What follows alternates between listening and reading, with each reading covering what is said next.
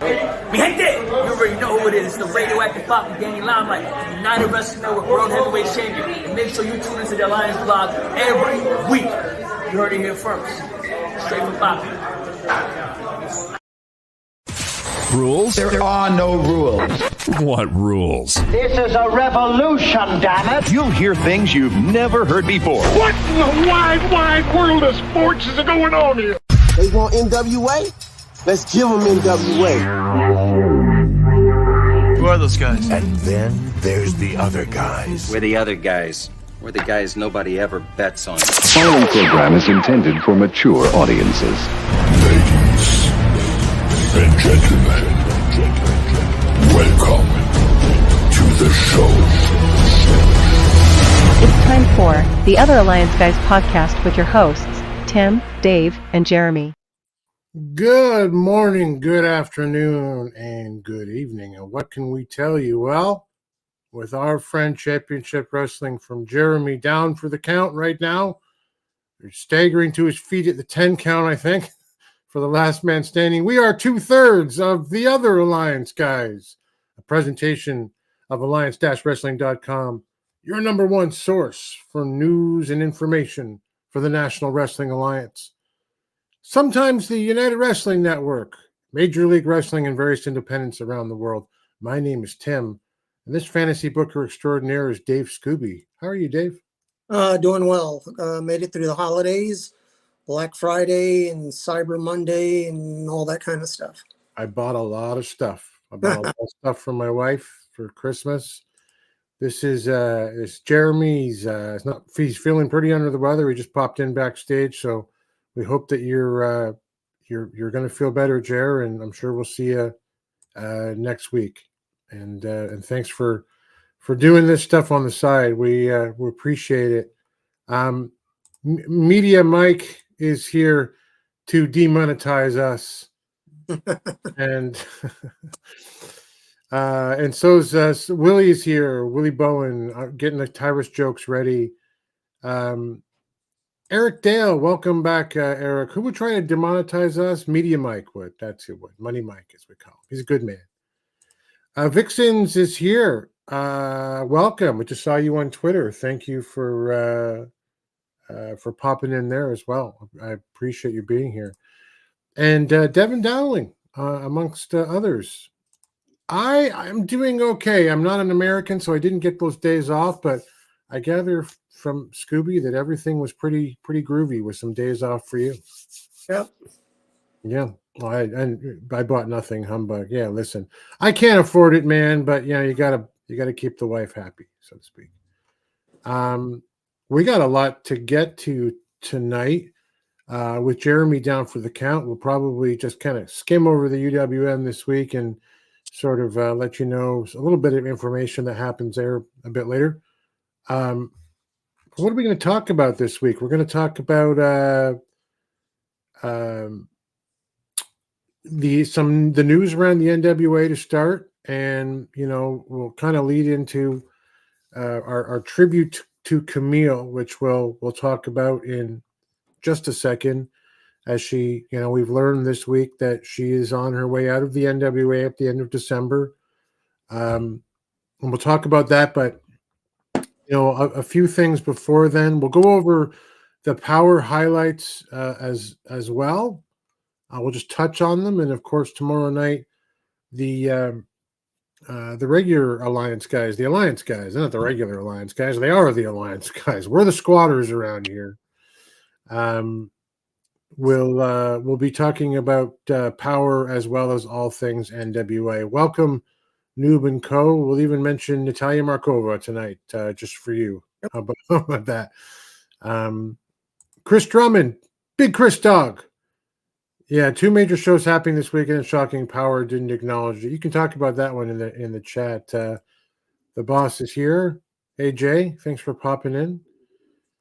Yeah, we got power highlights.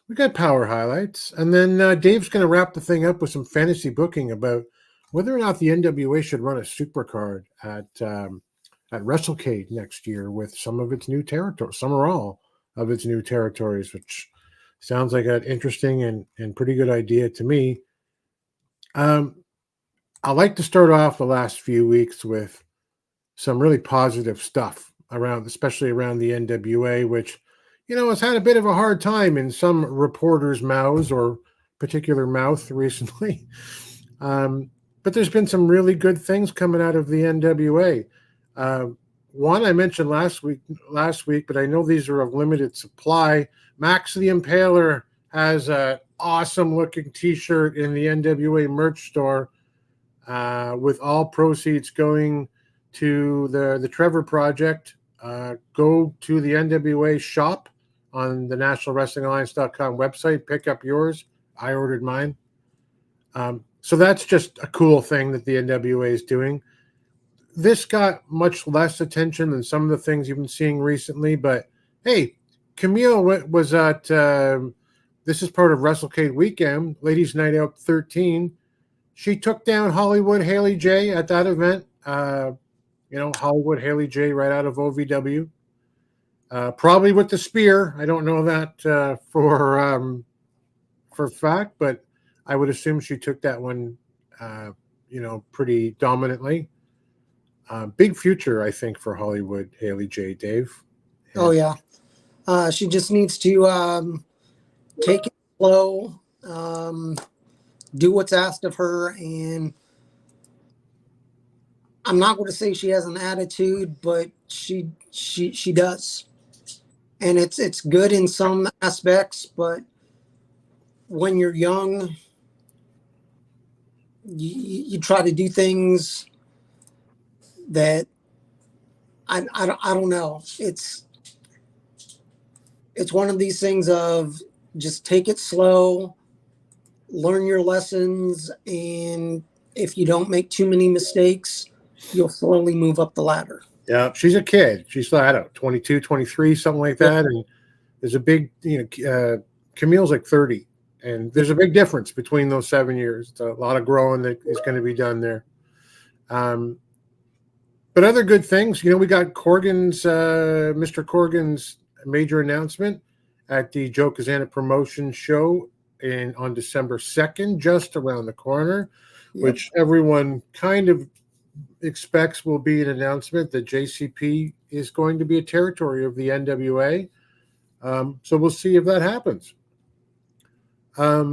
Obviously, again, another positive thing, as we keep mentioning every week till it comes out, on the 22nd of this month, the Iron Claw, the Von Erich family legacy movie is coming out, which of course features Thrillbilly Silas Mason as Terry Bam Bam Gordy, Brady Pierce as Michael P.S. Hayes, MJF as Lance, I believe. Yep.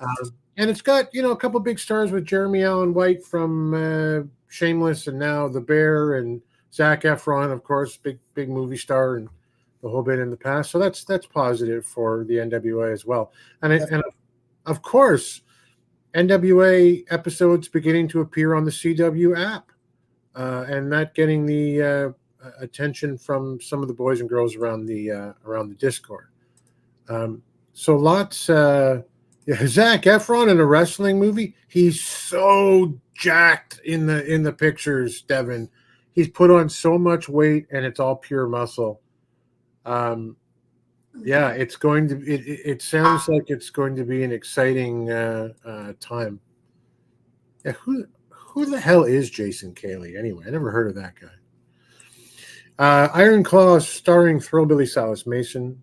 For some unknown reason, they put this unknown Zac Efron guy on it.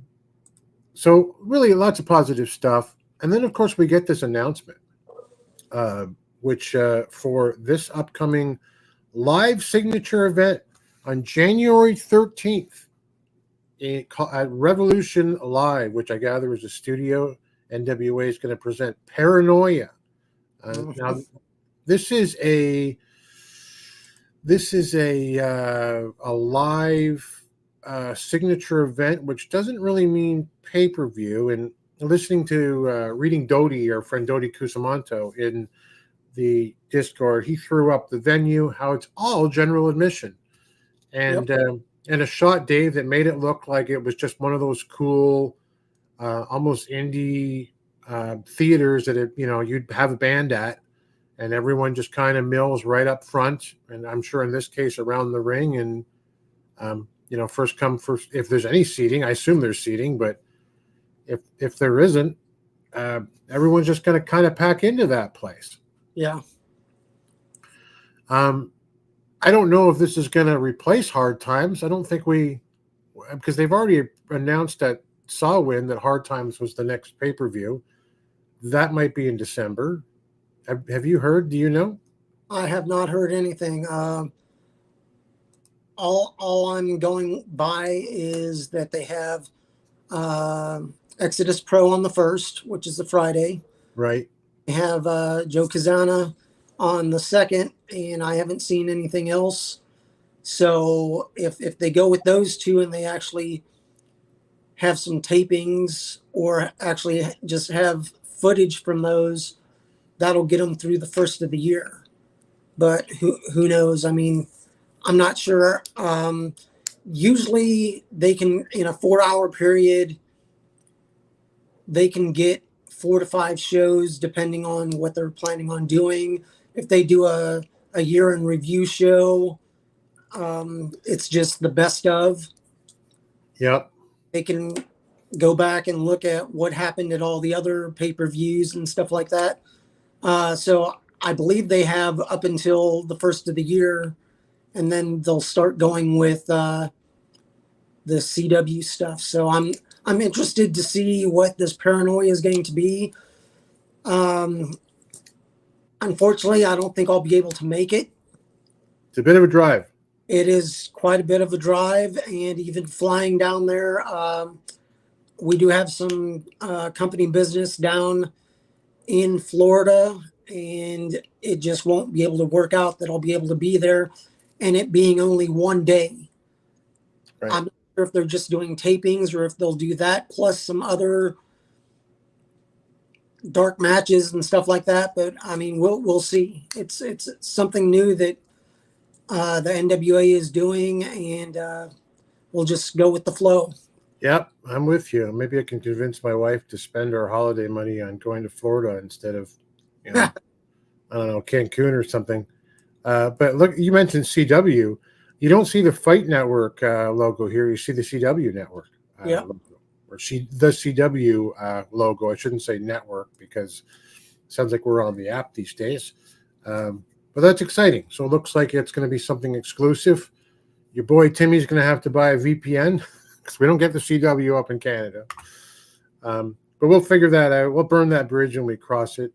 So from all these good, positive things that are going on around the NWA, then, of course, boom, a few days ago, a little more than a few days ago, we got a notice, Dave. We got a notice from PW Insiders saying that Kamille was giving her notice to the NWA and will become a free agent January 1st, 2024. It's the Brickhouse, the insurance policy, the one-time champ, the woman, if I can say, let's just say, forget woman, the athlete, the wrestler who has carried, in my opinion, the National Wrestling Alliance and their best matches for the last 2 years. Yep. Is leaving the NWA for greener pastures. Your thoughts? Well, I mean, what else can she do? She's done everything that she can do in the NWA. She's the one-time champ, no longer champ anymore. She was the insurance policy. She worked her way up, worked her way through basically the whole roster, plus quite a few defenses outside the NWA. So I mean, it's one of these things. Does she start over somewhere else on what she's built in the NWA? Who knows if she's able to work someplace and still show up for tapings of NWA? Is she no longer a wrestler? Does she become the insurance policy and be the insurance policy for her husband, Tom? Yep, anything's possible. Yeah. It's like it's a hurry up, wait and see. the one thing that's going to freak me out, Dave, is when or if she shows up in somewhere like, I mean, throw a name in here, just WWE for convenience sake. It's going to be weird seeing like coming to the ring now is like Mabel DeVille, whatever they end up naming her somewhere. It's going to go, oh, that's not right to me. Yeah. Devin says, I don't say AEW or WWE. I don't see her going anywhere else. I think she'd be a great spoiler down the road, or maybe even a partner for a Jade Cargill type. Yeah. And speaking of Kamille and also Tom, I just saw, I think it was on Instagram, that Tom is going to be a coach at Mr. Sam Shaw's new pro wrestling, I guess it's either a training camp or an actual school in the Jacksonville area. That's interesting. So people are looking at that and going, oh, she's going to AEW. Well, who knows? I believe they live in either Clarksville or right outside of Nashville. So if they move, they move. But I mean, who knows? I mean, Tom is a great wrestler. He'd be a great coach. And with Kamille possibly moving on, I mean, it's her choice where she goes. It really is. Sky's the limit. There's probably multiple phone calls that are coming her way. Yeah. Yeah, Tom and Dexter Loomis, that's Sam Shaw, are running a wrestling school, Newman Co. says, who believes that Kamille and Tom are going to WWE or AEW or TNA. Well, one of those three, almost, for sure at some point. Is Tom going to? Not right now. He's currently under contract to the National Wrestling Alliance, I believe. There's no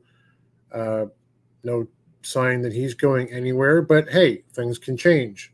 Thunder Rosa left when she was still under contract, I believe. So yeah.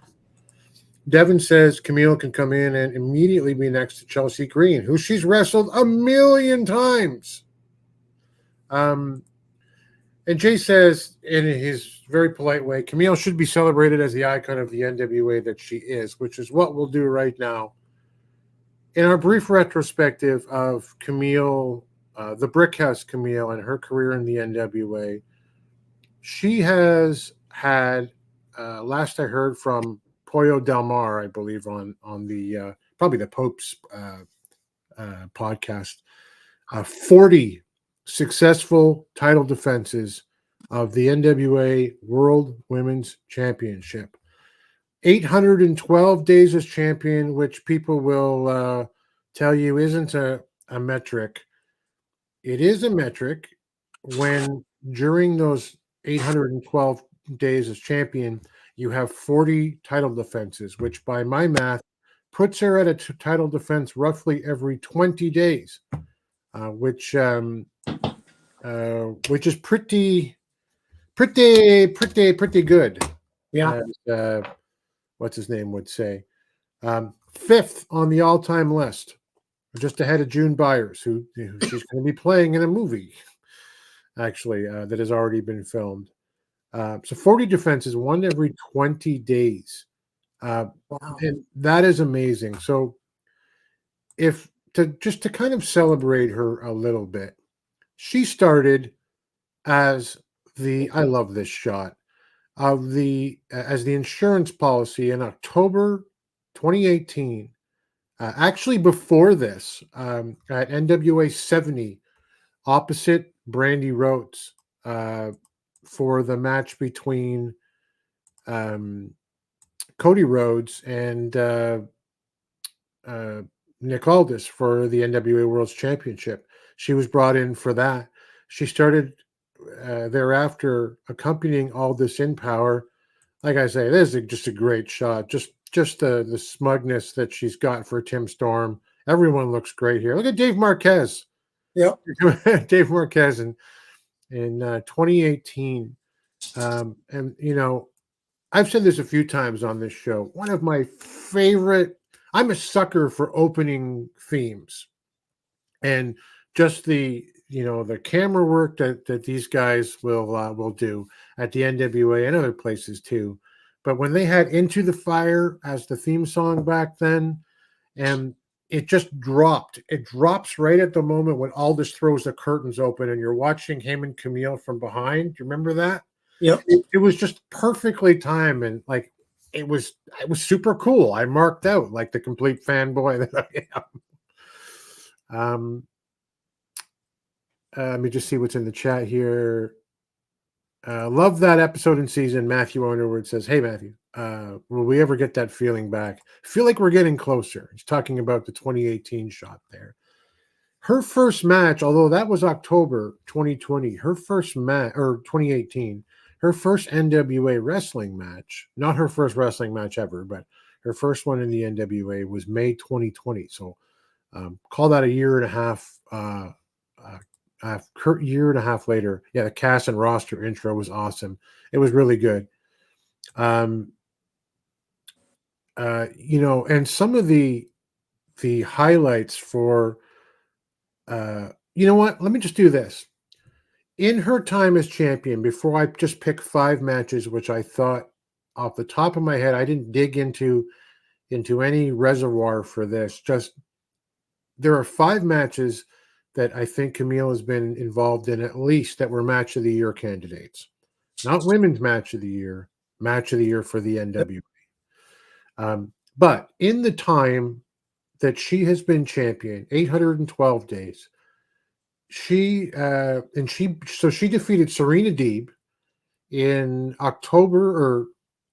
June 2021 at When Our Shadows Fall for the Women's World Championship. She then defended at Empower again, and these, now by the way, these are all NWA centric defenses. It does not include all of the title defenses she did on the independent scene outside the NWA. She wrestled legit Layla Hirsch, which I still remember Kamille at 6 foot or 6'1" or whatever she is, holding the title up above legit Layla's head. Chelsea Green in NWA 74. Because Chelsea had won that cup there.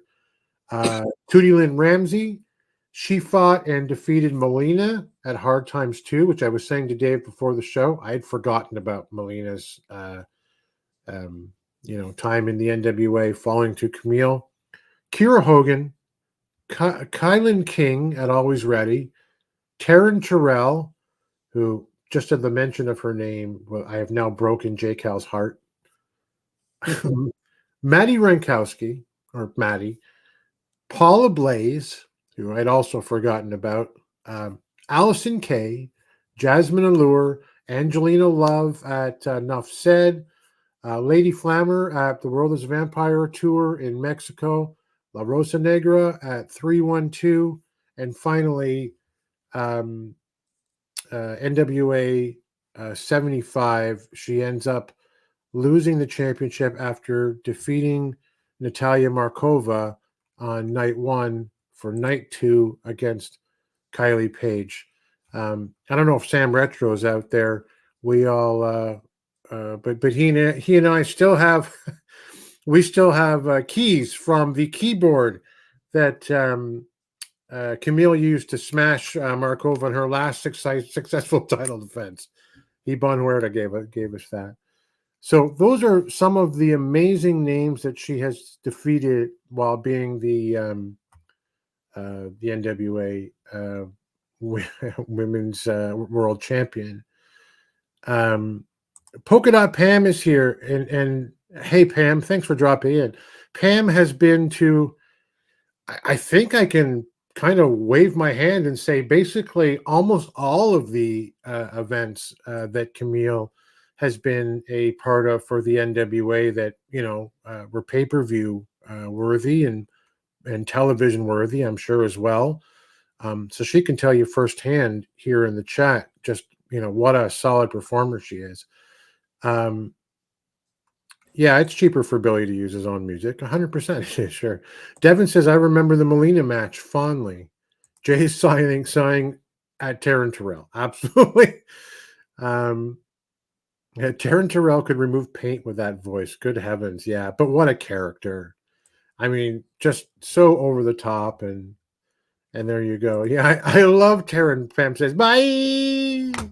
She just scream it over anything anyone was saying. And I think I saw all of those Kamille defenses in person.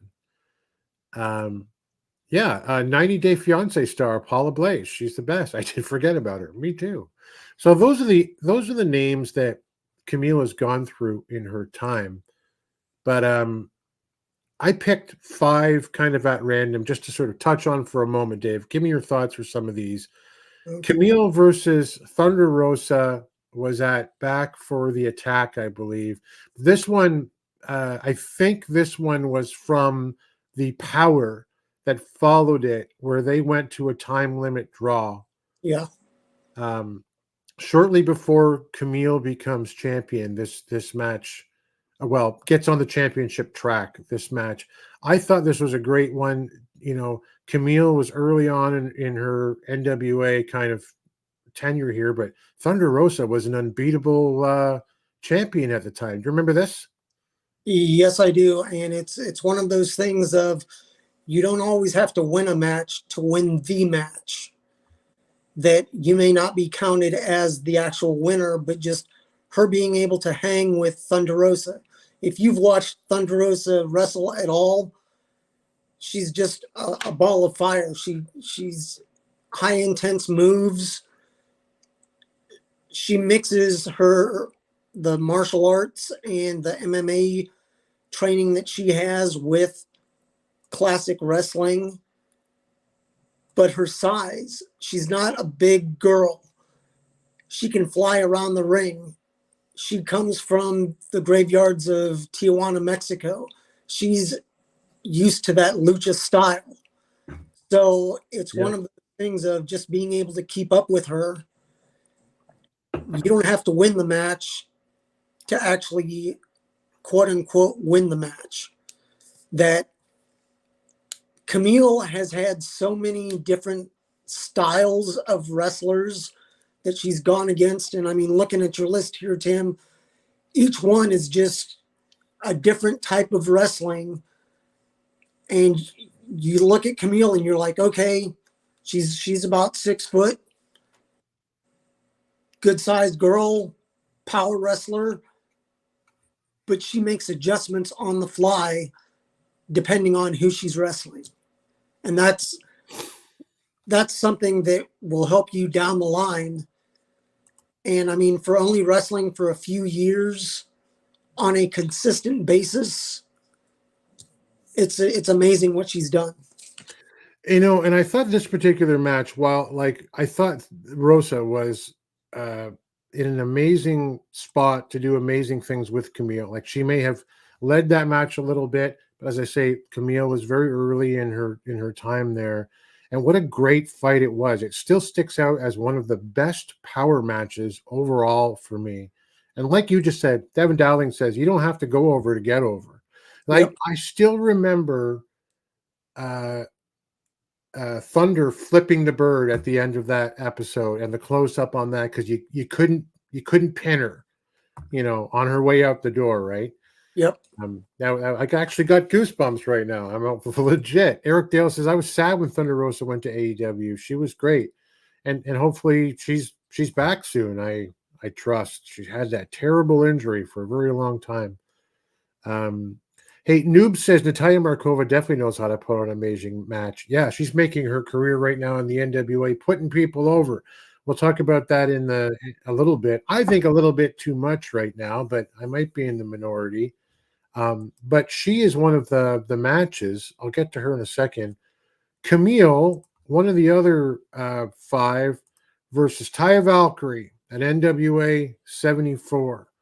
I bought so hard into this match, and the quest for the Burke that Taya was on, and that I wondered, as I sometimes do, and I love just being a fan, is she going to drop the title to Taya Valkyrie? Like, who else could there be? This is the one. And it wasn't. And that was a great match between them. Were you there for that? I believe I was.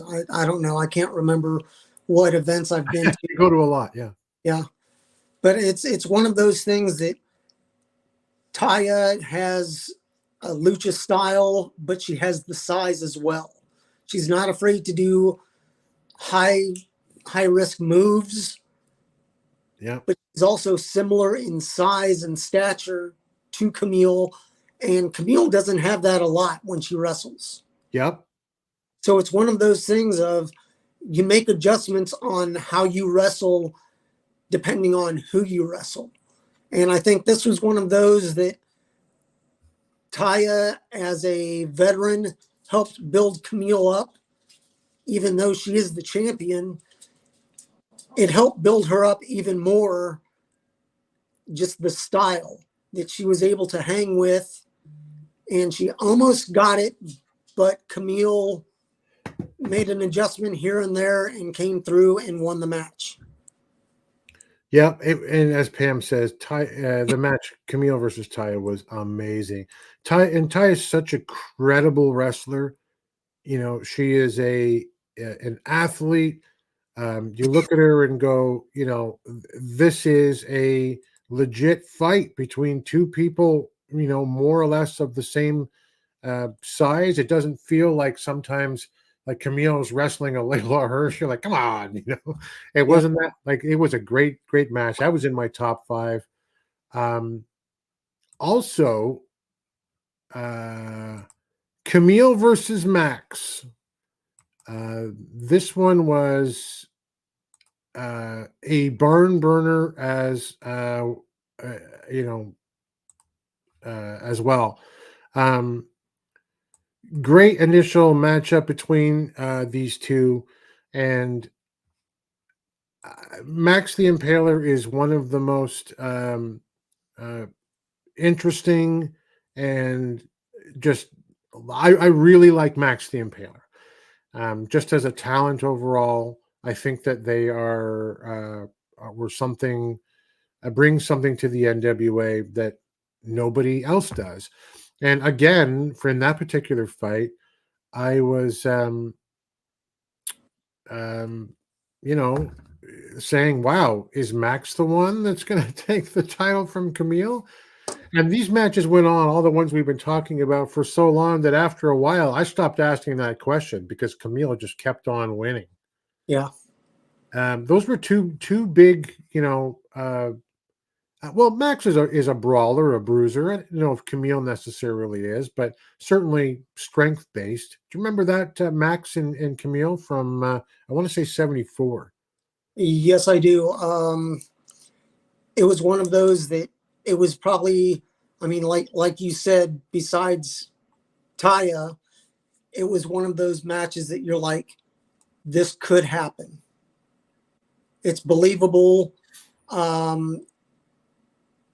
Max, just as a powerhouse wrestler, going against Kamille had to make adjustments. And just like Taya, you're not used to somebody that's either your size or even larger, that when you're used to being the offense, you have to make adjustments to then be defensive, in that you're not the powerhouse throughout the whole match. So right. This was one of those that slowly but surely she'd have a match every once in a while where you're like, is this the match where it happens? Right. Yeah. That's just one of those things that you never know. Yeah, and like I said, I stopped asking after a while. I was like, all right, who's next? Let's watch Kamille spear someone into oblivion, you know, next time. Well, I think Noob and company will be happy with this because I picked Natalia Markova's match, and she's had a few with Kamille from NWA 75, where I actually met Pam, and a whole bunch of other members of the NWA the Alliance family as well. Where, you know, that's not like I took this photo. That's not a particular great shot. But you know, everyone remembers the ending here. You'll forgive my photography as well. This one was just from my phone. The infamous spear off the apron into Markova through the table to retain the championship night one of 75. Now, you're shaking your head. You were sitting beside me when they're standing beside me when that happened. Yeah, I was just, it was amazing. And I'm like, both of those women put their body through hell that night. But I mean, that was, in my opinion, the match of the weekend. Yeah. How many times have we said, well, what's match of the night? Well, it was Kamille versus insert name here. And, you know, that I think it's important to remember that, you know, while that move by Kamille was amazing to see firsthand, it was amazing for Markova on the other end of that as well. And, you know, she was just right up there with these other opponents that we've named as, you know, some of her best matches, Camille's best matches. Mm-hmm. And then, you know, finally on the list, and again, it may not be everybody's list, but Kenzie versus Kamille night 2, where the championship changed hands. This was a when I call stuff in pro wrestling, I go, okay, this is what's happened. That's what's going to happen. I am wrong like 75% of the time, which is great because they just keep me guessing. I said, hey, listen, like this weekend, Max is going to take the world television women's title from Kenzie. Kenzie's going to, this is it. This is it for Kamille. I honestly believe it. That's what happened. And I felt a little bad when it did. But it was another stellar match after a night in where, you know, Markova and Kamille had absolutely, you know, killed themselves out there, just given everything. And, you know, and Kenzie the night before had just been, let's be fair, Max the Impaler had decimated Kenzie Page the night before. So these were two people who should have, you know, I'd be coming into work holding my back the next day. Yeah. That happens to me if I sleep wrong. Like if they, but I got the impression they were both on the top of their game for this, and it was the changing of the guard. I enjoyed that Kamille match as well. What about you, Dave? It was one of those that I don't know. It's sometimes you don't want the story to end. But it's basically she's reached the top of the mountain. There's no higher she can go. You have to get down from that mountain at some time. So, I mean, it's her carrying the story and passing the torch on to Kenzie, who down the line will probably pass it on to Max, maybe. But who knows? It's one of these things that it's a story that has been told throughout wrestling. If you're the champion, there's only so high you can go before someone else has to take it, and then they can take it as high as they can go. That after a while, it's just stagnant, and you do need change. And as much as I didn't want it to happen, you calling it was the right thing to do in the NWA, in my opinion. But Kamille had just done so much in her time as champion. I mean, there was no other place that she could go. Yeah. She had beaten basically everybody. There was no one else for her to battle unless Billy was able to sign some paychecks and go, hey, here's some money. Come in and fight my champion. You may not win, but you'll walk away with some green. Not the gold, but the green.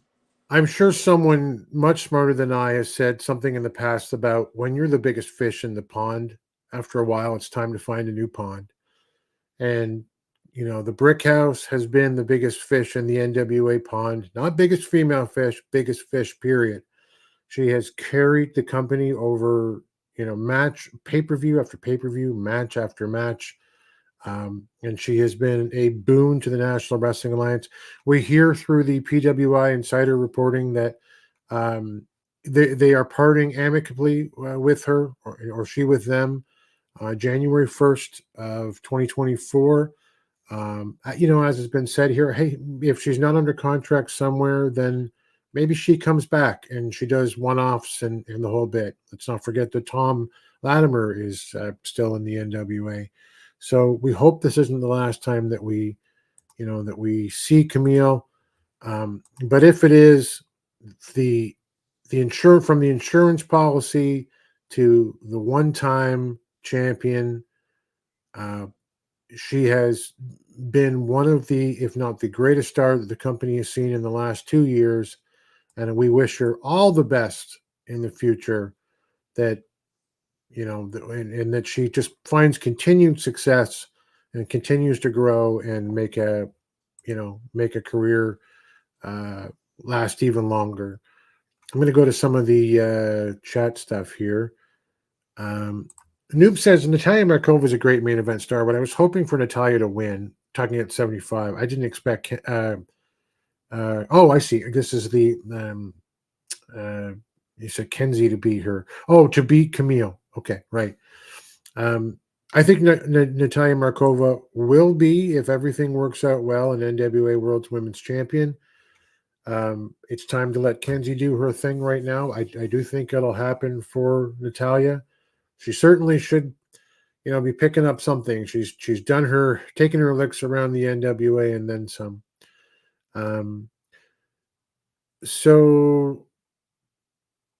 Let me see here. I knew, Devin says, Kenzie was winning. I was at 75. I told you for months Kenzie would be the one. I figured it there too, as I said.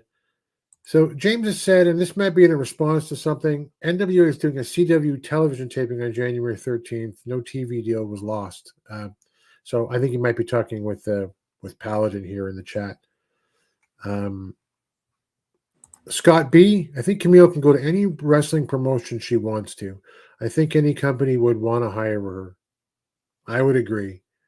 I think there's some she'd fit in more than others, Dave. But yeah. But I think everyone would want her.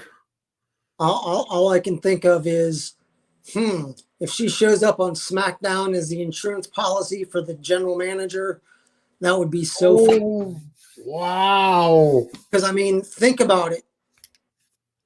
All Chelsea does is complain about the general managers and this, and if they go back and forth. And I'm telling you, she won't come in as Kamille, though. She'll be like Mildred Van Burke, some rich, I don't know, I have no idea. They would completely rebrand her, and it won't be the same. That's one of those things, and unless you're in the top 20 performers in any company, or even the top 10, let's say, you'll make money, but it may be a career for 5 or 10 years, but it's not a full 20, 25 year career. That right now LA Knight is hot. Right. In a couple years he may not be, but he's getting it while he can. That if Kamille goes in, she's young still. If her and Tom want to have kids a couple of years down the line, that's cool. She's still young enough that she could possibly do that. But if she goes to a wrestling organization and is there for 3 to 5 years, as long as she can make some money and stay injury free, that's good. She's making steps in it's one of these things, baby steps. Right. She started off as an insurance policy. She's around people that wrestle. She learns how to wrestle. She holds the belt for 812 days. And then she, quote unquote, powders. She's still involved a little, but she's stepping away from being in the spotlight as much. Right. She's still there, and she'll tell the story that wherever she goes, that's cool, because she started in the NWA. So you look at WWE, how many people are involved in the WWE now that have roots or have spent some time with or in the NWA right now? Mm-hmm. There's quite a few people that, if you Google their name, you'll see NWA somewhere on their Wikipedia page. Including 2 general managers. Yep.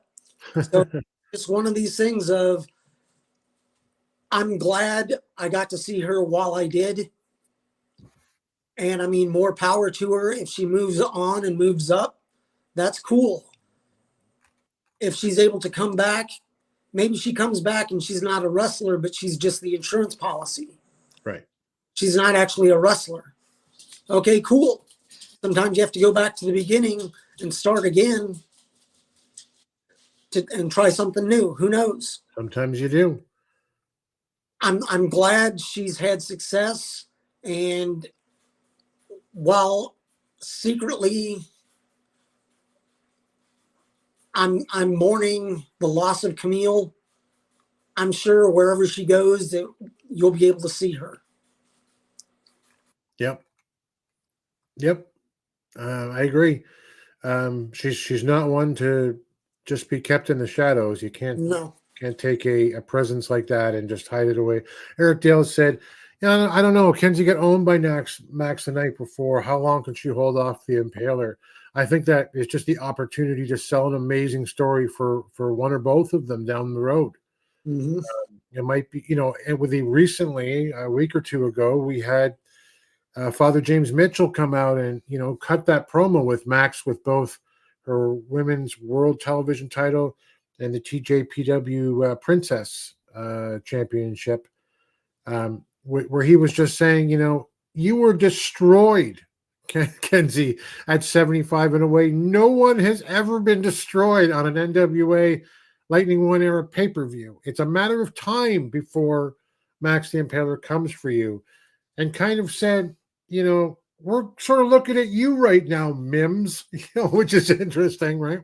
Yeah. So, I mean, that could be the case. Devin says, I think Max wins the Burke. Ruthie J should win the TV and earn her way up for like 5 months and be the one to beat Max. I think Ruthie's got to go through the paces a little bit. I think she's super close to being a 5-star talent. I think she's got natural gifts out, for days. But I think there's a little bit of work there to do. I'd like to see her win more in the next taping or whatnot. But however, Matthew Underwood says, I wish Chris Masters Adonis the best. More interesting person than character. He and I have very similar thoughts on that one there. Your thoughts on Chris Masters and the NWA and the character that he's put on there? Well, Chris is a name from the past. If you follow WWF, WWE, you know who he is. He did the Masterpiece. He's just in his 40s now, and it's one of these things of sometimes you have to go away so you can come back even better.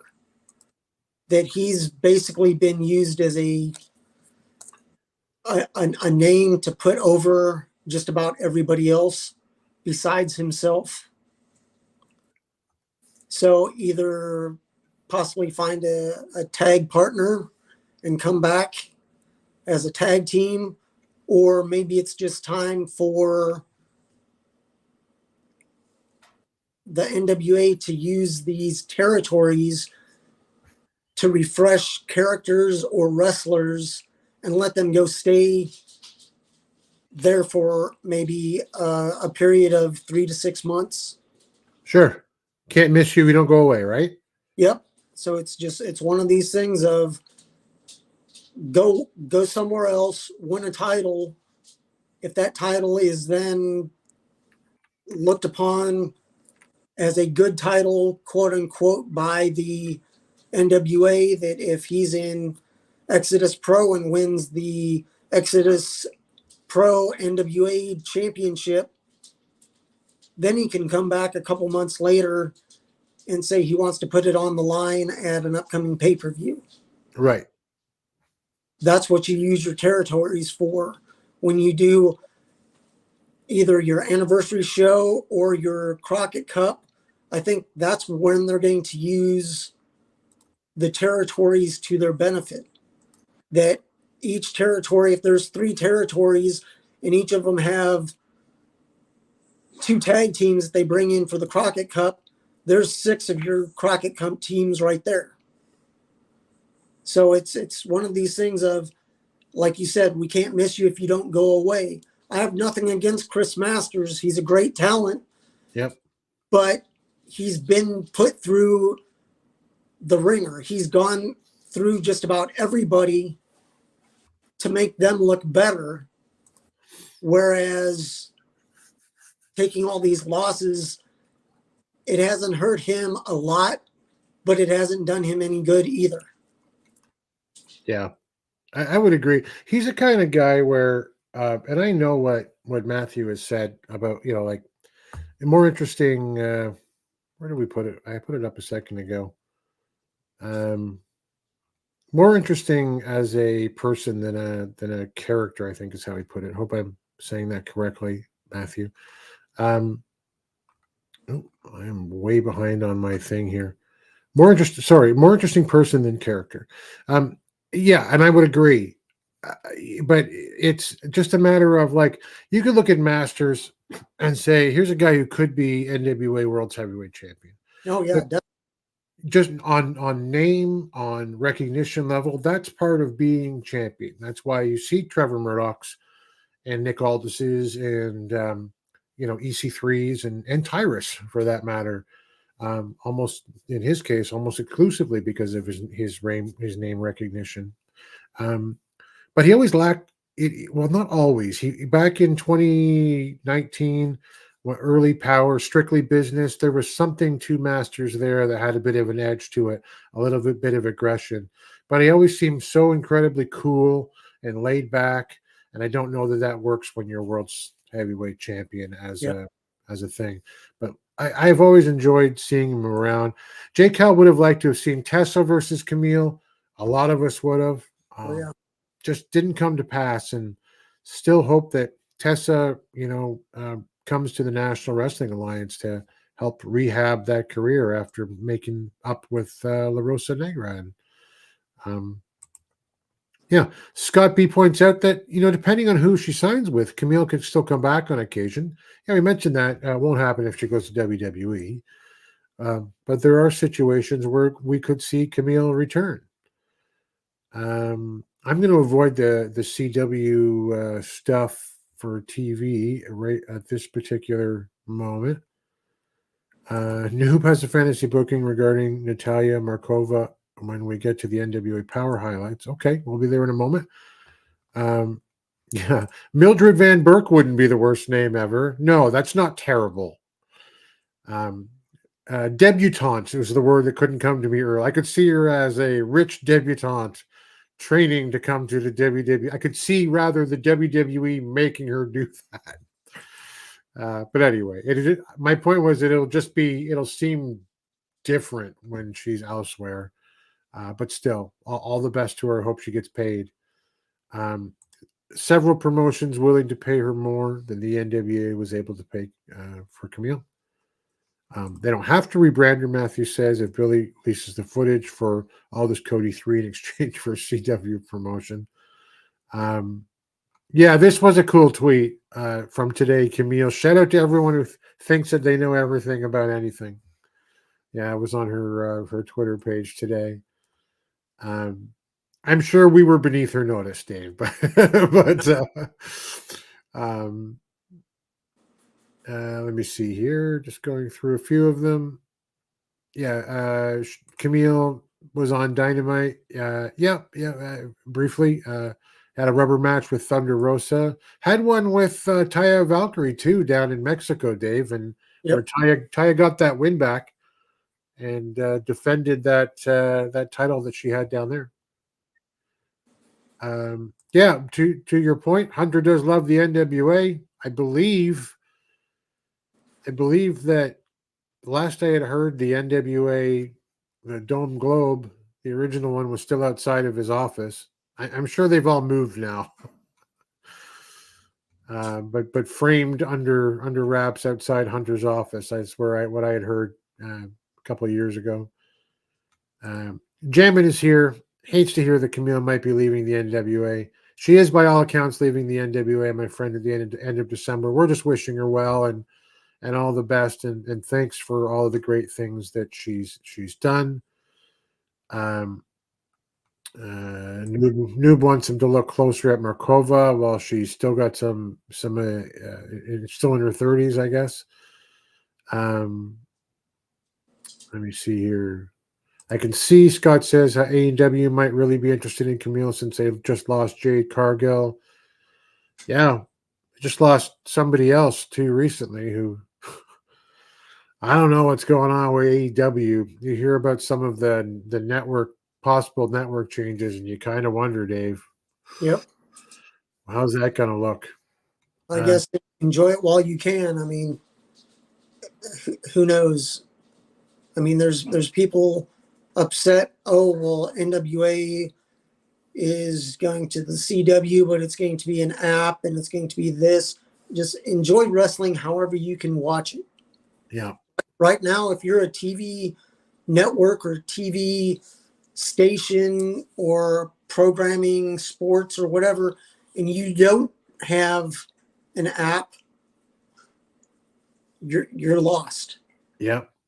Because I mean, what is Twitter? Twitter X is an app on your phone. You know, very few people, unless you're at your office or sitting at home in front of a laptop or a desktop, you're probably on your phone on any and all social medias. Mm-hmm. All those are apps. Everything is an app now. So get used to it. Absolutely. I know that the reason that everybody wants on TV from a business perspective is that's where the advertising dollars are still. Streaming hasn't quite caught up to that yet. But I don't have cable. I haven't had cable for the better part of a decade. I grew up on cable. It's not that I can't afford cable or don't, have it. I just don't have it by choice because I stream everything. Yep. And, it's unfortunate that the CW doesn't come here in Canada, but I do have TVs, and that's what a VPN is for, so I'm not freaking out about it. Noob said, what happened to Chris Masters in the NWA? Perhaps not meaning to. Polka Dot Pam has answered the question for you. He wasn't booked well. He wasn't booked well after Strictly Business, maybe? Yeah.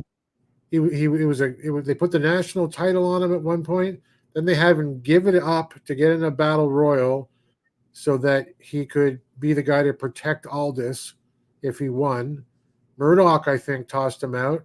And then they had a match for the national title, and they put it right back on him again. It was weird. He's been face, he's been heel, he's had direction in the beginning, and then he just kind of floated out there. Anyway, perhaps more succinctly, he's not with the NWA currently. He's not at this set of tapings that's passed. He's always been for the last 5 years anyway, sort of a free spirit. Yeah. He goes all over. He's been to Australia a bunch of times, and we wish him the best, and hope that we see him again. And he's what up north with Dungeon Wrestling. Yeah. Yeah, he's their champion. So wherever he goes, he seems to do well. Besides the NWA, he's a known name, but I think they're using him to put over others with the name value, that if you get a win over this former WWF or WWE star, it sort of helps you. Well, the person that wins, but if you're not winning, you're sort of lost. It's true. You gotta keep them interested in you as a character. I don't know Masters. I only know Chris Adonis. Good point. Devin said, I'm not gonna lie, I want Masters in the Rumble. I believe Masters wants Masters in the Rumble. Yep. He said a couple times he'd like to be considered going back there while there's still good time for him to do that. Scott B says, I'm hoping Tiffany Nieves sticks around for a while. You couldn't ask for a bigger debut in a match than she had. Yeah, the NWA, it's clear, is just laser focused. This is a star. We're going to make something in the NWA out of what OVW built. Yep. With her. The only other debut that I thought recently was maybe better was Paul Burchill on Power last night. We'll talk about that in a sec. Just trying to get through these. I'm going to start a hashtag for the next Crockett Cup in the Discord. That'll be the tag team action, I guess. He's so laid back because he's stoned all the time. Well, maybe. I don't know. It could be right. Do you think NWA and WWE have any sort of deal to work together? No, I don't. Like as NWA for development. Now, there was talks a couple of years ago that we learned. Mr. Corrigan said he did talk to the WWE for a little while about maybe being a feeder system. So, I mean, anything is possible. If I've learned anything in wrestling, it's that anything's possible. Yeah. Sam Retro is here. Sam, I was just telling them we just did our Kamille retrospective, buddy. Sam's got the actual keyboard that was broken over Natalia's head for that one. I just got the Control-Alt-Delete keys. So there you go. CW. Jake says, he was never booked well, so doesn't think even from the beginning that Masters was booked well. Noob says, needs to go back to WWE. If you got Carlito, you know what? I thought the same thing. If you got Carlito somewhere, that's an easy get for Masters. They're thick as thieves from what you see on social media. You nailed it, Pam says, and I don't like it. Where am I here? Speaking of the national championship, this Thrillbilly promo should have led to a match immediately. 100% agree. Yep. That is, you should have gone, we're going to do this right now. And just given what Devin Dixon, his flowers with a nice, strong debut right away. Let's get into that with our saying thanks and, if this is goodbye to Kamille. All the best. Hope you get paid and hope to see you in the NWA or successful somewhere else. Now that we're through that, let's talk about the highlights of Power from last night. Again, the Alliance guys, the OGs, will go through this tomorrow night, through all the matches. That's not what we're doing. I'm just going to touch on 5 things about Power that I thought were real standout. One of them, as Devin Dowling points out, the Mason-Dixon line explodes. So if you're not familiar with Thrillbilly Silas Mason and Devin Dixon and even the juxtaposition of their names, if you will, Mason and Dixon, they wrestle, I don't know for how long now, as the Mason-Dixon line. Now, I don't know how much the NWA is going to go into that. But Devin Dixon's appearance, Dave, Thrillbilly came out and said, I said I was going to do 3 things. I said, I don't know, win a championship, something else, I don't know, and get Devin Dixon a tryout. So here he is. Yep. And my first thought about this is when, they met and they brought Dixon out and they gave him this screen time and they shook hands. I immediately thought, is Thrillbilly a face suddenly? Is he just a face now? Or is it just going to be one of these kind of, I'm not a heel because this guy's my buddy right now. And then I'm going to go back to healing when it's over. What'd you think? Yeah, basically, I mean, it's either setting up, he's not a bad guy, and then he turns on him after they have the match next week or whenever. But it's Thrillbilly, depending on how you look at him, is a heel at times. Walking over Pollo, that was a time. But he's a good old boy and he does what he wants to do. So I'm not sure what's going to happen with him and his former tag partner.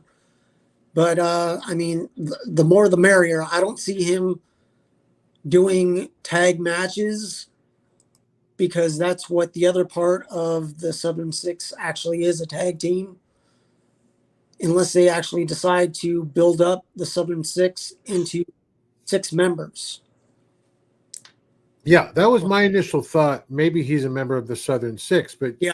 Then I started thinking, like Retro said, I think the Six might jump Dixon after the match, and if that happens, has enough time passed where Mr. Corgan could say, I don't think the Six are getting over. Do you let it go a little longer with AT and Kerry Morton and see if we can sell more T-shirts and get some belts on these guys or whatever? Or do we have Thrill Billy do his own thing with Devin Dixon at his side? I'm not really sure. I mean, when you look at it now, both tag teams that hold the gold, they outsize the Southern Six. If you're talking about Kerry Morton and Alex Taylor as a team. Right. So it's one of those things of maybe down the line, but who knows? They need to decide whether the Southern Six is going to be something in the next 3 to 6 months, or just go your separate ways. We can still be friends. We can still ride the road together. Yeah. But it's not working on TV. Yeah, or as if Matthew says, the Six are super over as I'm crazy, and Sam says, I don't know, they're one of the best things going on in the NWA today. What I meant was that maybe Billy looks at it and goes, I don't think it's working, you know. Also, as a guy myself, I would kind of agree that it hasn't worked entirely for me yet. I want to, when they were in Australia and we heard it was just happening organically down there, and when they came back, I was super excited, and I'm not so much now. I think there's so much more that could be done and needs to be done in order to get them over. What did you think? Real brief on this one for all you guys out there. Thumbs up, thumbs down. But you, Dave, since you got the chair here, Brian Idol comes back for his debut. Which is accurate, but oddly said. Yeah, as a guy myself, Brian Idol as coming back into the NWA.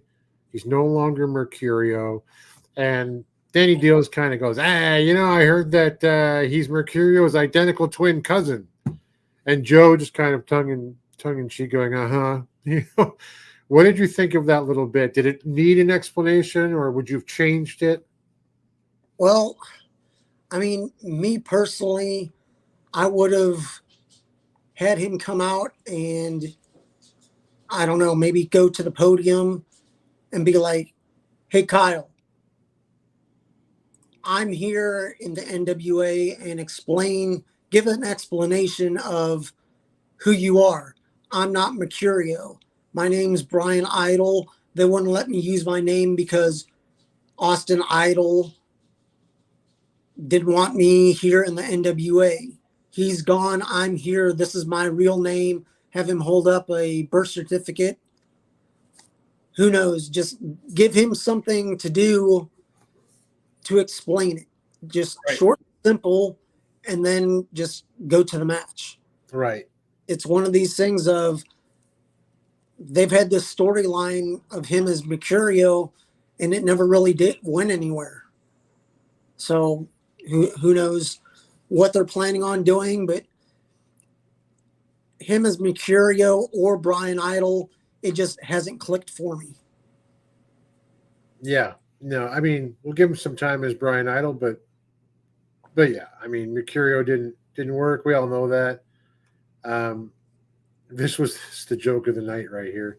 Maybe Tyrus can join the Southern Six. He'd be the other 3 members. Willie, Tyrus might be rented out as a jump pass. So the little kids back here. Okay, you had to get one in, Willie. We appreciate it. Why is Austin Idol gone? I don't know. I don't know why he's not around. It would be wrong to speculate. So I'm not sure. I've heard things, but I don't know. So I'm going to keep my mouth shut. Is Austin Idol done with the NWA? Yeah. With Brian, it's an Elias Kevin Owens storyline. Yeah, I mean, I don't know. That's probably a good question for the NWA chat guys when they do the online chat for This Is the NWA with Gary Horn. Anyway, another Markova loss on the show is one of the points I wanted to come out with, and would a win have served her better at this point in the same way that, all right, Blake Troop, the submission expert, lost a submission match to Jack Steen. Let's give him a win on Power and show that he's still a force. Is she due for something now, you think, Markova? I think she is. It's just she's in that situation of what do we do with her? She's been in so many matches with championships and that kind of thing. She doesn't seem to be getting the rub in any of this. Now, would it have hurt for her to possibly pin Kamille if it was done the correct way? If Kamille was brought to the outside of the ring, she's being beat up, they go to roll her in, and Brian Idol goes and hooks her feet so she can't get all the way back in, and Markova pins her with interference, but quote unquote, the referee didn't see anything. It doesn't hurt Kamille to have a loss if she's leaving. Right. It builds up Markova with a win, even though it was tainted. Tom sees what happens. He goes over and just obliterates Brian Idol, and Mercurio and Brian Idol ride off into the sunset. Right. Yeah. Already taken care of. Everybody wins. Right. And I think a little bit of thought along those lines might have done some wonders. I still think there's value there in her that there isn't for me for a guy like Blake Troop anymore. But yeah, I really would have liked to have seen her kind of, come out on top, however, tainted it might have been. This is after Tyrus, they land the space shuttle on Tyrus, I guess. Boy, we're just hammering Fox News correspondent right now. 4th out of 5. I would normally not bother talking about the spectacular segment too closely, but boy, did they punk out Rush. Boy, did they punk out Mr. Midas. Like, and it was clear. Billy said, yeah, win next week. You're going to leave the NWA for a while. I was like, well, there's some dramatic foreshadowing for you.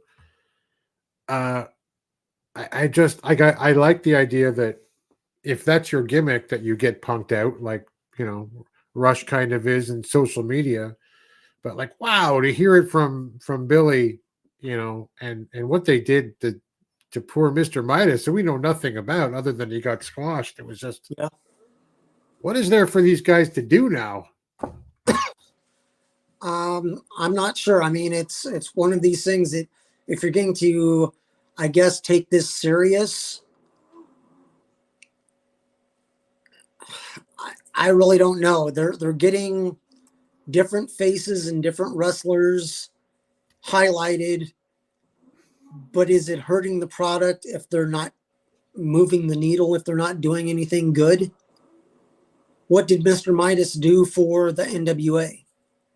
Right. If people are like, wow, that kid looks like he, I don't know, delivers pizza in a 1972 Pinto. You're dating yourself there. He did not look like a wrestler at all. They're just, this is a little funny haha that Billy thinks is funny and everyone else is going along with. I don't mind if they tell a story, but does it need to be, can this be just a social media story that then shows up on Power? Hey, coming up Tuesday on Power, we'll see what happens with the search for the new spectacular. Here's a link to the tryouts, and you click on it, you watch it, then to see what happens, to see if they pick 1, 2, or 3, tune into Power next Tuesday. Right. Use your social media. Don't take up time. Not that it's bad, but it doesn't leave a good taste in your mouth. You could have just done it as an interactive thing. Yeah. For that matter, you could have set that up. It also kind of buried a bit, I guess, the arrival of Spencer Slade, or Slade, as it looks like he'll just be called in the NWA. They're getting some big boys in there. Yeah, he is a big boy. I don't know if I guess they did. They showed him from a wide enough lens, but that guy's fairly jacked. And he's been around for, I don't know, 5 or 6 years right now. He's got one of those, if you didn't see the show, he's wearing the amateur wrestling ear protectors and the whole bit. The slime balls are so cool. But anyway, yeah. Do you know anything about Spencer Slade? No, I'm actually I bookmarked his name, and I'm going to look on Cage Match and also try to find some YouTube videos and see what he has. Yeah. All I know is that he's about 5 years in on the indies. He's got a very intense kind of technician gimmick, submission expert. So we'll see how that goes for him. I would have, I don't know, maybe not made him try to be one of the spectaculars. I don't know. I feel like that's a death spiral to get caught in. Yeah. But then most importantly on this particular show, the debut of Burchill, Paul Burchill, as many might know him as Pirate Paul. Pirate Paul, yep. Coming into the NWA, 44 years of age, by the way. You wouldn't know it to look at him. No. Say a little younger. Looked great in a match with 3 Worlds Heavyweight Champions, Jack Steen, Tim Storm, Trevor Murdoch. He did not look to me like he didn't belong there. Nope. He looked phenomenal with those big boys. What did you think? I thought he looked he looked the part. He fit in. He didn't look like one of these things is not like the other. Right. He has the size. I mean, he can talk, but we don't know much about him. If you know who he is, all you really know about him is that he dressed up as a pirate and he dug his sister. Right. Yeah, it was weird. So it was a weird thing, but if he's just going to come back and just be a wrestler, he's one of these guys that, oh, the other place they gave me a gimmick. I don't need a gimmick. This is me. And he goes out there and does his wrestling. Right. So I thought it was good that they did the match. And when they did the match, after the match, he ended up shaking hands with his opponents. And that's a good thing, where Tim's not going to wrestle forever. If they form a group, why not put him with Jack Stain? Yep. There's not that difference size-wise. Maybe weight-wise, there's a 50-pound difference or so. But use him. If he's there, use him. Yep. He's suplexing in this match. He's drop kicking. Yep. I wouldn't say he was dominant, but I would say he more than held his own. And it's one of these things of people were like, well, what's up? Why'd Trevor get all pissed off? Well, when a guy you've been wrestling with for almost a year and then Knox gets injured and he's not there and they pair you with someone else, it's one of those things that it's somebody that, yeah, he's a wrestler, I'm a wrestler, but you really haven't found a connection yet. Right. So it's one of these things of, I don't think Trevor was actually being heelish. He was just, Trevor's used to being with Mike Knox. Right. They have a thing going. So it's just, he was pissed off at what happened. And this isn't working. I'm going to take a powder.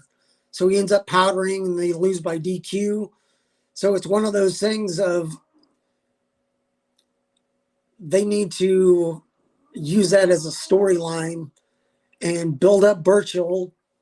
Trevor can sort of float until Mike Knox comes back.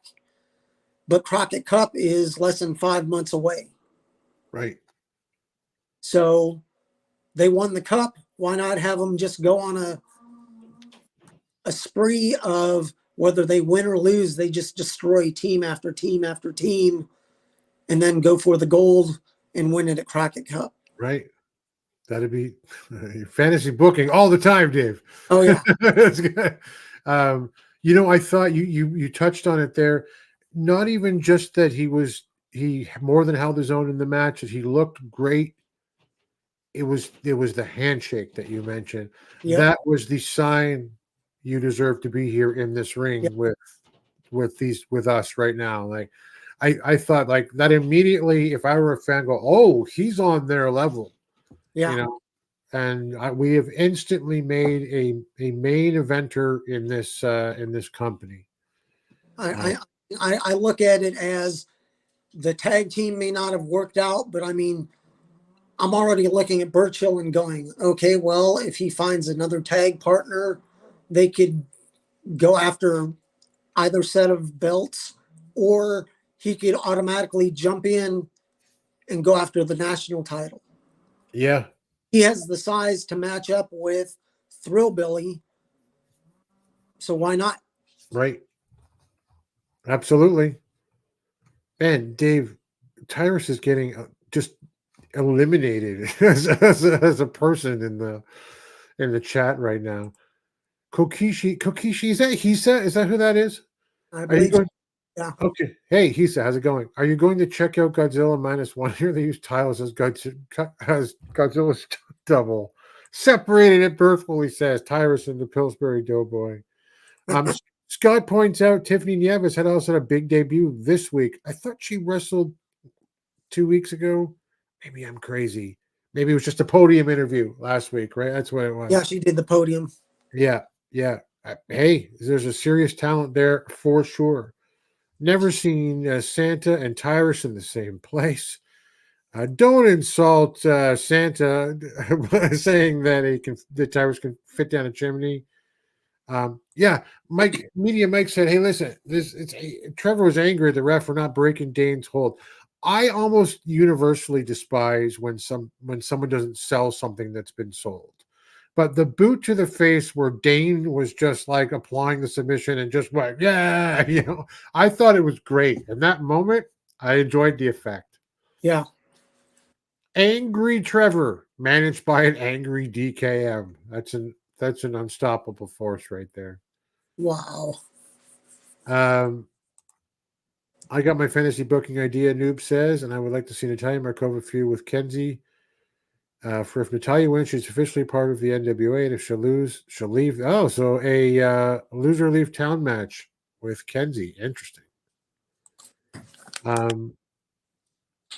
Yeah, that was great, but the ref, top with the boot to the face, the ref should have broken the hold. Yeah, he should have broken the hold when there was a boot to the face, actually. Even just for that particular reason. Normally we would go now to the UWN segment. Which would look, the UWN's been on hiatus, and Jeremy, our third member, is preparing to kick out for 3. He's under the weather right now, but we're not going to the UWN right now, other than to say that they have changed the date for their new tapings from December, I think it's the 17th to January 14th. I will confirm that. But as Mike says in the chat, Memphis wasn't good, but Dave Marquez, Mr. Marquez, did say Championship Wrestling and Derby City. He said both of those two names. So we wondered about Derby City if there's going to be returning. Looks like the taping will happen in January now due to commitment. So we will leave it at that and wish Jeremy the the best. I'll put that up, Mike. That's the report. That's Jeremy's report would have been. So we anxiously await the UWN, and as we do, we're gonna, Jeremy and Dave and I all watch Major League Wrestling, which we keep saying you guys should too. But my friend Dave went into an event recently. He got me some Beaumont Fight Club stickers. He got me a Beaumont Fight Club shirt. Look at that right there. Isn't that nice? That's awesome. So we think we're going to look at MLW. There being no NWA USA, which we kind of originally built the foundation of this podcast around a year and a half ago. And talk about MLW, not today, but in days to come. But so I think that I'm just going through it all right now. Yeah, I think that we go now to the fantasy booking around the NWA to kind of close up the show, Dave, in a segment I like to call "I Respect You, Booker Man."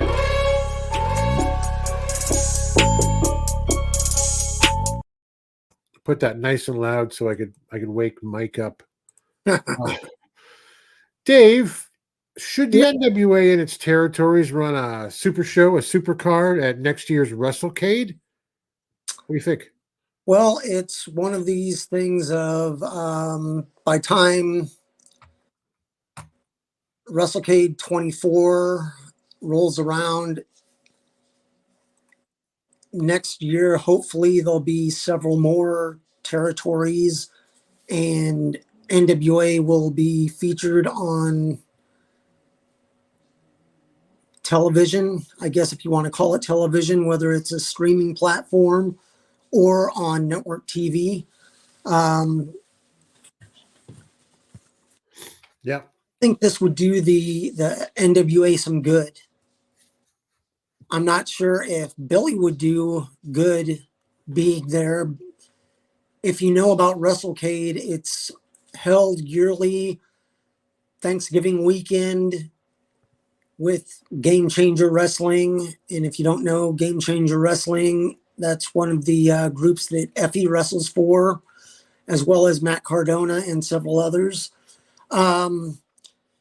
Effie seems to have a problem with the NWA. I think if everybody can put away their problems with each other and everybody can play nice, this can build up everybody. It can build up Wrestlecade. It can build up all the independent wrestlers. It can build up NWA. And in doing so, help everyone. This year, the NWA was there loosely. And when I say loosely, Danny Deals was there with the merchandise. But Jared Fritz was also there refereeing and doing a referee clinic. So it's one of those things of there were a lot of current NWA talent featured in these matches. Kerry and Ricky Morton were there. EC3 and Fodder wrestled. Colby Carino was there. Matt Cardona, Violent J and the Brothers of Construction were there. Kamille was there. Pretty Empowered. I'd say at least a third of the roster that's featured on regular NWA programming was there. So it's one of these things. Why not? If everybody can get along, use it as a chance to build relationships and also use your new territories. That if the NWA ended up doing a 2-hour show and it was maybe chance for a championship, and every championship that the NWA has is on the line. Well, you have 9 in the actual NWA itself. Plus, if you have 2 or 3 territories and each one of those have a title belt that is included within an NWA structure that can be defended as an NWA title. That's 12 to 13 titles that if you did nothing but a chance at a championship matches. And this way you bring in outside talent into the actual Wrestlecade. You can use any other of the other wrestlers that are at Wrestlecade, use it as a way to scout talent. That if you're going to go, okay, hey, we're going to bring in a couple new female wrestlers and we need a couple new tag teams, both men and women. Use this as a chance to scout and put them on your TV taping the next time. It's one of these things of build it up. This gives your talent that's already there. Like the talent I named, they were already there. If they were wrestling for the NWA as well, that's a second chance to wrestle and make more money. So it's one of those things of make it worth your while and worth their travel and going there. Depending on how Billy would deal with this may be one of those, in my opinion, have him sit out. He doesn't seem to play well with others unless it's his idea. But if he has somebody, whether it be if Kyle is there, if Joe's there, if I don't know, Pat Kenny, any of your upper echelon management types, if they're there, they can do the talking for Billy. Billy just needs to have the final say. So it's one of those things, and unless they can work out something with Game Changer and Effie and just be like, hey, let's shake hands, let's be nice, let's make money for everybody. If they can work together, make it a bigger event, the more the merrier. Right. Would you run like a communal card, or would you have it like what I mean is, would you do it interpromotionally if it were in the NWA and with territories, or would you have each territory do their own thing on the same card? Well, I'd probably just maybe have a couple dark matches where you use some of your talent from outside, from the territories. But if you have 12 or 13 titles and it's nothing but we're putting up titles, that if people aren't able to follow what's going on storyline wise, if you just know that every title is going to be defended and you have a battle for it, it can be something that can be for if Samhain, I'm not saying it's going to be a yearly event, but if it is, right after Samhain, you do 2 or 3 weeks of building up who's going to go to Wrestlecade and wrestle for the championship. It's already built in. Right. So I'd use your territories as a feeder and just use your champions there and highlight them.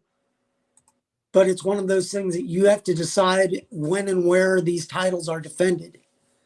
And if you're going to have something within a NWA ring, why not have everybody that's involved be at that event and highlight those champions? Yeah, absolutely. I think it's a great thing to suggest, and hopefully someone's listening out there. There's been a lot of comments here as we've been talking about what you're saying. Hisa says, my fantasy booking is Trevor Murdoch and Throwbilly Cyrus as a tag team. What do you think? Could see that happen? I mean, they're both just no nonsense. Right. And it's one of those things of Throwbilly could be, I'm not going to say the next Trevor, because I don't think there'll be another wrestler like Trevor, but he's in the vein of what Trevor is. Just rough and tumble wrestler, old school, but modern. Right. That he's, I'm not going to say the next Harley, but he's probably as close as you can get to Trevor, Harley, Dick Murdoch, the old school rough and tumble guys. Right. Yeah, I could see Trevor looking at him like the way he looks at Mike Knox when Mike is being crazy, just kind of that, and then doing his own thing. But Matthew, are you learning to ref? Are you thinking about learning to ref, Matthew? That's awesome. If you're talking about yourself, good for you. Unless you were talking about someone else that I missed in the chat that went by, but he points out as well, Big Trouble, Ben Bishop worked with the Mortons at the Battle Royal at Wrestlecade, right? Yep. He's a big boy. It's one of those that, unless a talent wants to work with the NWA, it's not one of these, oh, I'm going to work there exclusively, because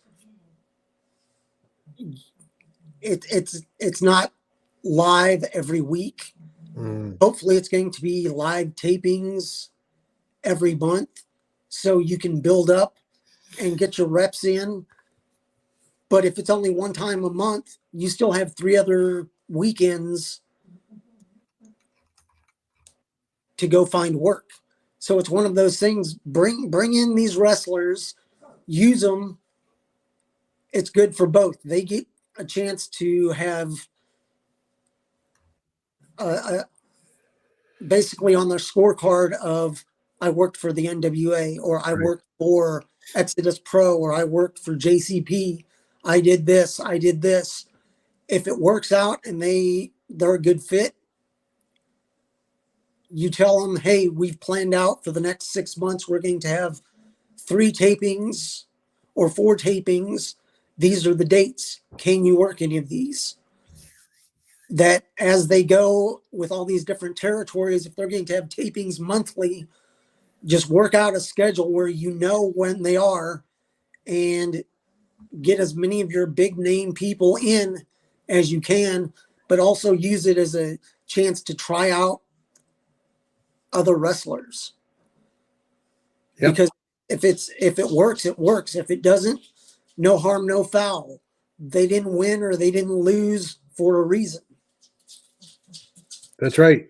While we're talking about it, Matthew Underwood, Ben Bishop wants to work, according to my tweets at him. I think Matthew's kind of led the charge for those of us who'd like to see Ben Bishop in the NWA. Look that guy up if you don't know who we're talking about. Big Trouble Ben Bishop was kind of, I mean, he was featured in Memphis, but kind of wasted there in a way, just because it's Memphis, which hasn't been good for a while. J. Cal says, I think Silas is better than Trevor. I mean, Trevor's probably got to have 10 years on Silas, I would think at least, but I guess you offset that with 10 years of experience. But he also says Billy should just write a check for AML and just take that spot at Wrestlecade. Yeah. Interesting. And Lou, my buddy Lou, would rather see the two in a serious violent feud. So I guess that's Mason and Trevor. He just says Billy should buy buckets for rent. That's a major merger that the government would have to be involved in. I'm sure you can't, the monopoly on the buckets out there. Should the NWA run Mania weekend? Well, they should hire Dave Scooby as your fantasy booker. That's for sure. I'm going to go back up because we missed a bunch of stuff here. I missed a bunch of stuff. It's in the Carolinas, so the NWA should be there for Wrestlecade. I agree. Well, I mean, at Wrestlecade, if you look, I mean, they have, you walk in, they have tables, people are selling merch, and I mean, I mean, they had all the horsemen there. Nice. With the exception of Ric Flair. Okay. So, I mean, they had, yeah, that I guess AEW was only allowing certain people to come and go as they please. But I mean, I'd say probably a third of the retired talent have some sort of NWA background. Right. I mean, Baby Doll was there. I mean, Arn was there. Tully. It's just, I mean, who else was there? I was looking. Steamboat. Nice. That you just have names from the past, and it's one of these things of use the past to your advantage. Yep. And something like this brings in, I think it would bring new eyes to the NWA. I agree. It just seems like such a no-brainer to be part of that. If you can get in there. I thought this deserved the laugh, a bigger laugh than it got in the chat right now. Hello, mother, hello, father. No? All right. Here I am at Camp Granada. Willie wants California to be a system for the NWA, and Matthew says, "Well, Jay wants to be a promoter. How about Alliance Pro Day, Jay? How about that? That'd be great out there in SoCal." Where are the U.S. champs, by the way? It's a good question. I'm assuming we're going to see them soon. I hope so. It has been a minute. James H. Jackson, as I say, like every week when he's here, please follow this guy on Twitter. He tells me more stuff that I haven't had time to look at in the day than I could possibly find on my own. The other good news yesterday is I tweeted EC3 and I asked him when his shows will be on the premier streaming network, and he answered back and said January next year. That's great news for Exodus Pro. They've signed that deal with the premier streaming network, and they're going to have their shows on there. He just says the NWA doesn't have enough titles. We need 17 more. Well, if that's the case, then wrestling-titles will have some .com. We'll have some work ahead of it if they do. Don't give them any ideas. That's Dave's job. So it's a question. Was it Jushin Thunder Liger that held all the light heavyweight and cruiserweight belts? He had like 10 at a time that he held. No, that was Ultimo Dragon. Yeah. I think he had 10. In that famous picture, he's missing one, actually. they should actually, rather than name it after a wrestling organization, name a title belt after a wrestler. Like, hey, you're the champion of the greatest wrestler on God's green earth. Boom. Yeah, I was just thinking, if there's anyone, it's Harley Race. Here's the Harley Race title. Boom. It doesn't have to be a specific weight class. Name it after a wrestler. That's the next thing that should happen. The Harley Race Memorial Pure Wrestling Championship, something like that. Did you see Trevor Murdoch's tattoos? He and the boys with their buddy, they all got Harley Race with the crown. Yep, he and Bull Smith, along with his two sons, and also Harley's son Trevor, or Trevor's son Trevor. They got the Harley Race signature and the Harley Race crown on their forearms. That's right. BKD, I disagree. The focus on nostalgia will always pigeonhole the NWA. I don't get into things into the Discord anymore. I tend to generally avoid that type of thing. But I'd love to have this argument with you, Chris, because like pretty much everybody in there, you're equally as respectful and a great guy. The focus on nostalgia and pigeonholing the NWA is exactly what the NWA needs, in my opinion. You need to be pigeonholed into this category. You're not going to compete with Forget the big two. You can forget Impact or TNA, excuse me, for a while. You need to be pigeonholed into being something different. And nostalgia doesn't mean old. It's trendy nostalgia. Look in any social media. My wife is a big follower of, do-it-yourself trends and all that stuff. And it's always, the aged farmhouse look or whatever. It's wrestling at the chase for us. It's exactly. I think we should be doing more of it. Maybe we should get we should tape something, Chris. We should go head to head and have Dave as the referee or something like that. I don't know. And I mean that verbally and respectfully. Six-man for the six-man title for the Southern Six. Hey, how about a name for a wrestler? Junior tourney should be named after Liger.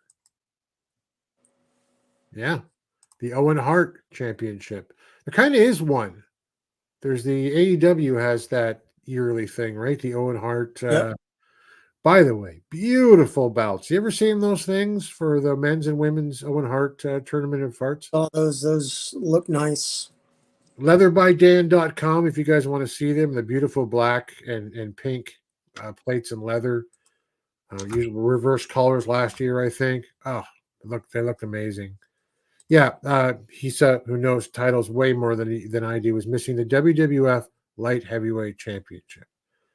And I believe at some point the WWF had said, we'd like the belt returned to us, which it was. Yeah.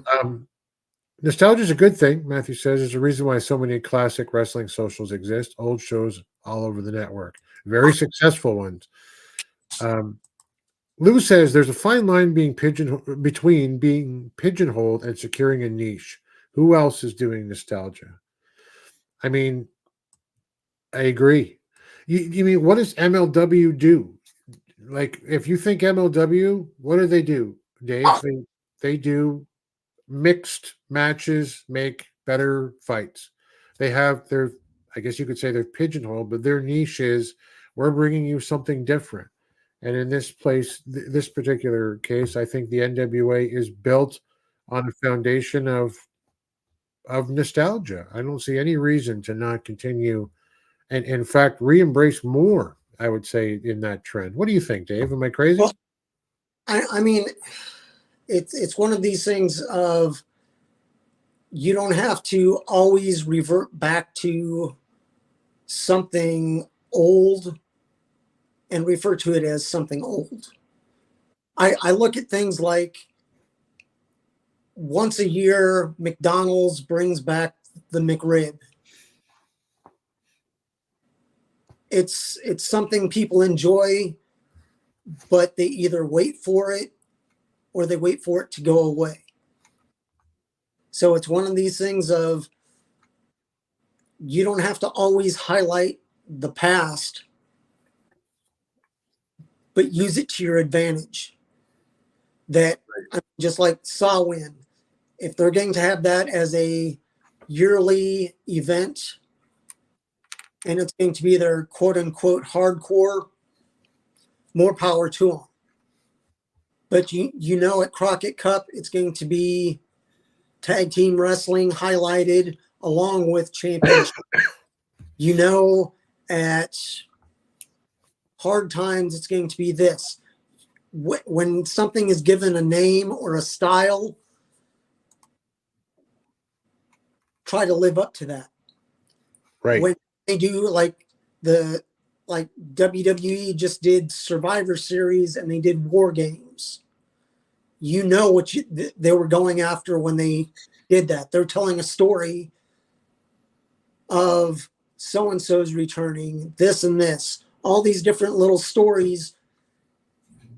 But then they also go, oh, Cody Rhodes, your dad started this years ago. This is a tribute to your dad, Dusty Rhodes. Right.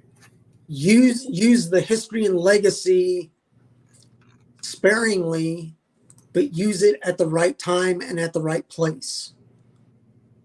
Right. I wish they could do well. I mean, happy to know Cody Rhodes owns the Bunkhouse Stampede rights, the names to that. Mm-hmm.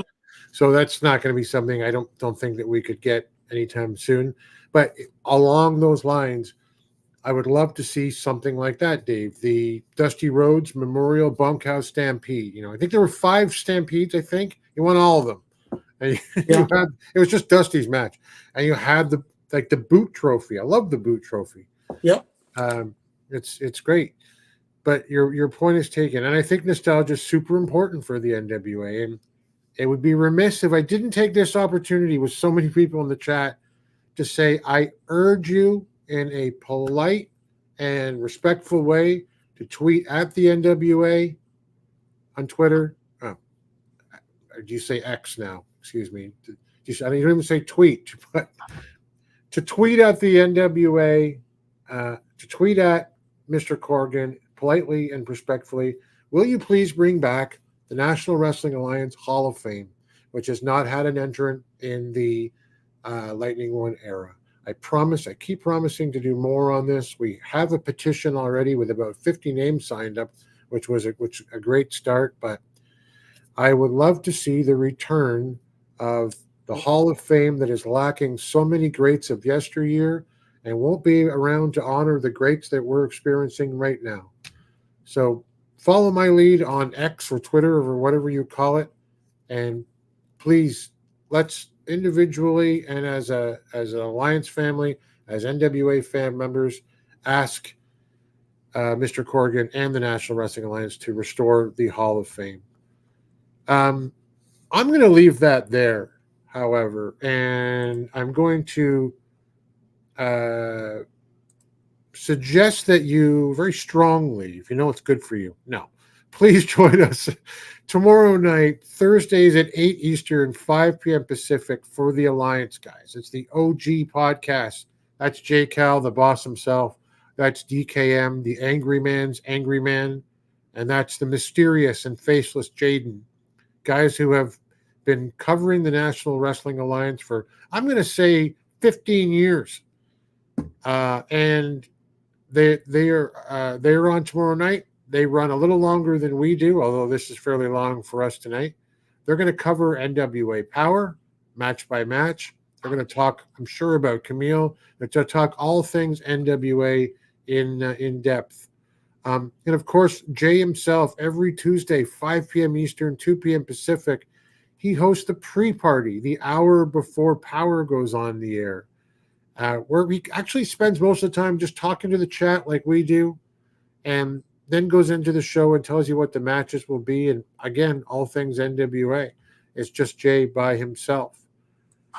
Alliance-wrestling.com, your number one source for news and information around the National Wrestling Alliance.